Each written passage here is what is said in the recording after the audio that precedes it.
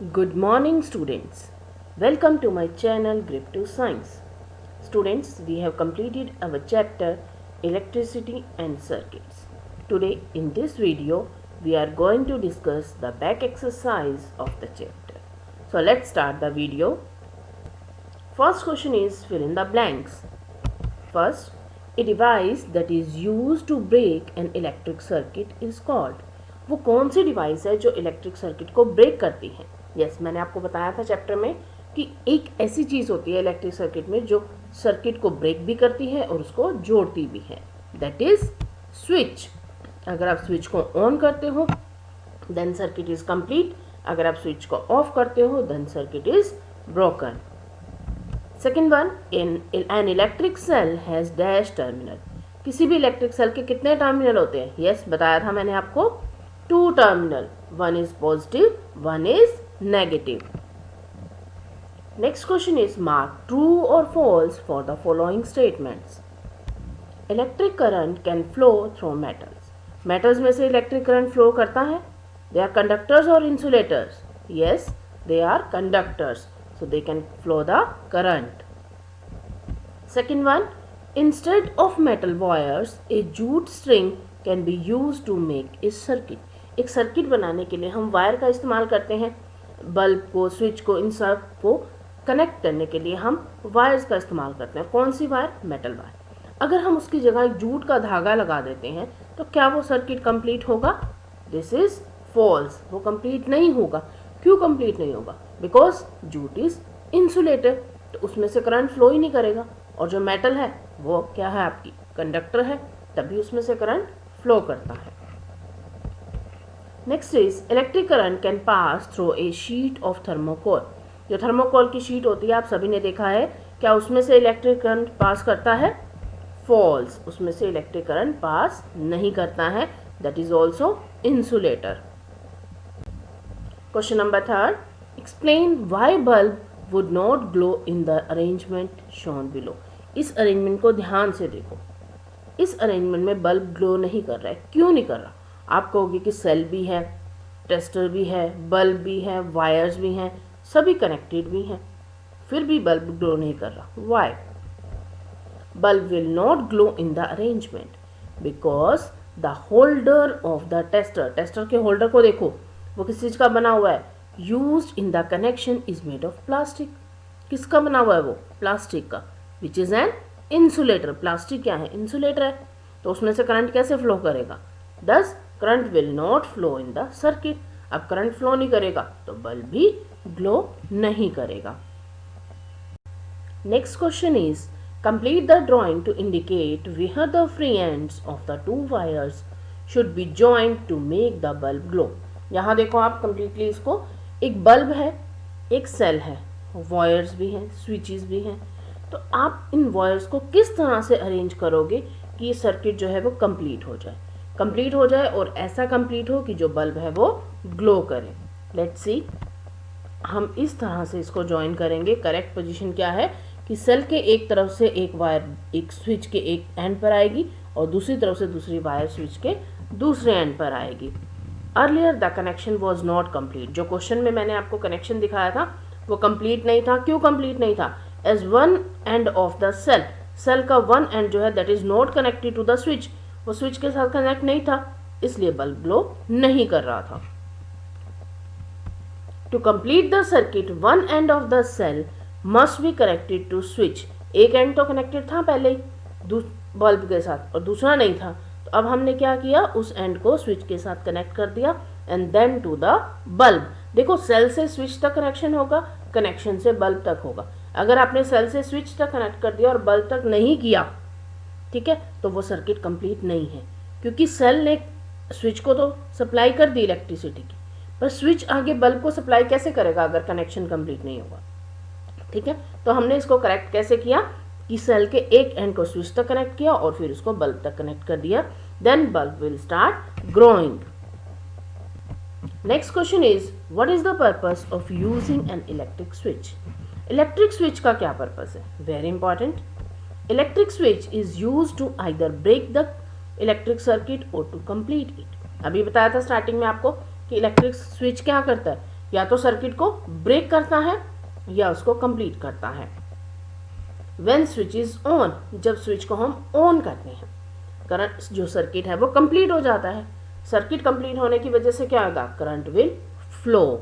And when the switch is of, जब हम switch को ऑफ कर देते हैं, करंट फ्लो नहीं करता। क्यों? क्योंकि सर्किट टूट जाता है, ब्रेक हो जाता है।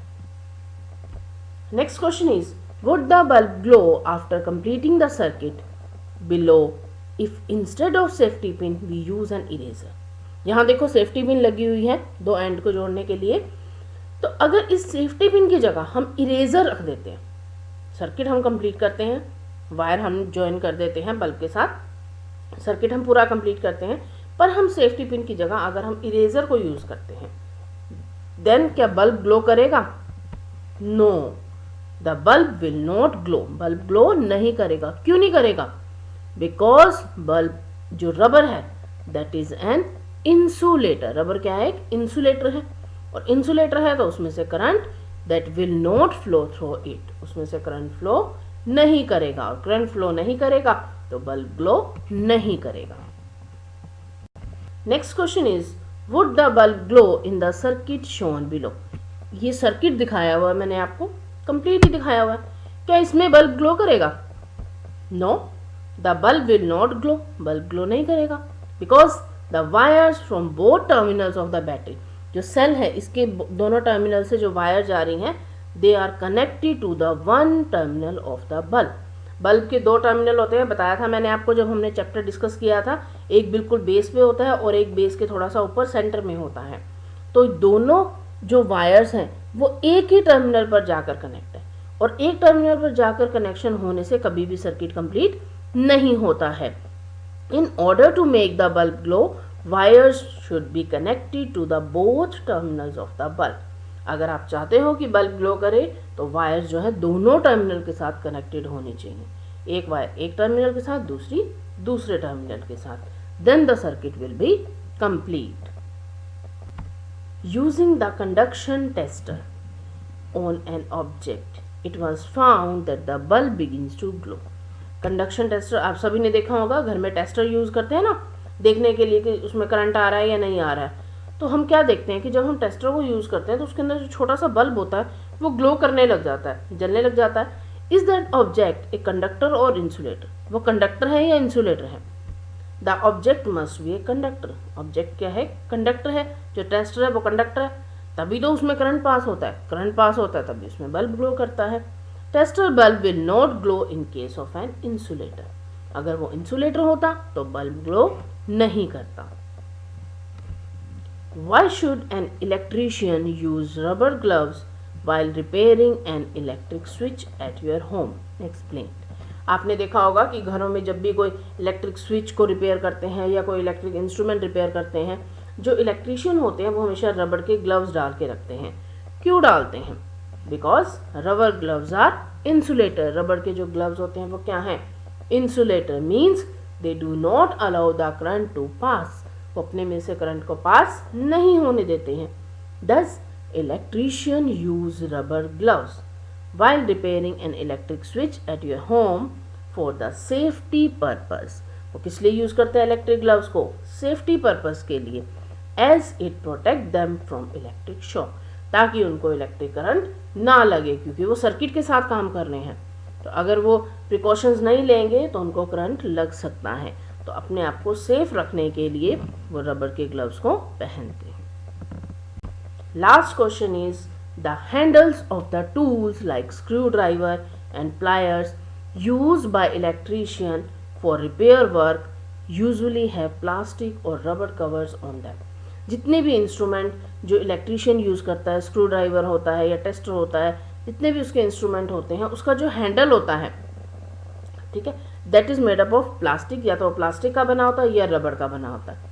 वाई? क्यों बना होता है? अभी हम बार बार डिस्कस कर रहे हैं कि वो किस लिए बना होता है। मैंने अभी टेस्टर की बात भी की थी कि टेस्टर का जो होल्डर होता है वो किसका बना होता है? हैंडल वो जो उसका होता है वो प्लास्टिक का बना होता है। तो क्यों बना होता है? Because that is insulator. This is because as plastic और rubber that is an insulator. Plastic या रबर क्या है? इंसुलेटर है। Which protect the electrician from severe electric shocks an accident, जिससे इलेक्ट्रीशियन अपने आप को इलेक्ट्रिक शॉक से बचा सकता है, एक्सीडेंट से बचा सकता है।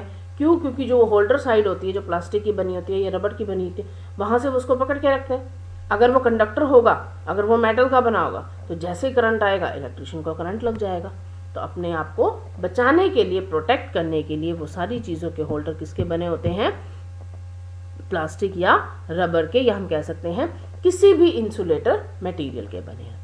So thank you students, this was all about the back exercise and question answer of this chapter.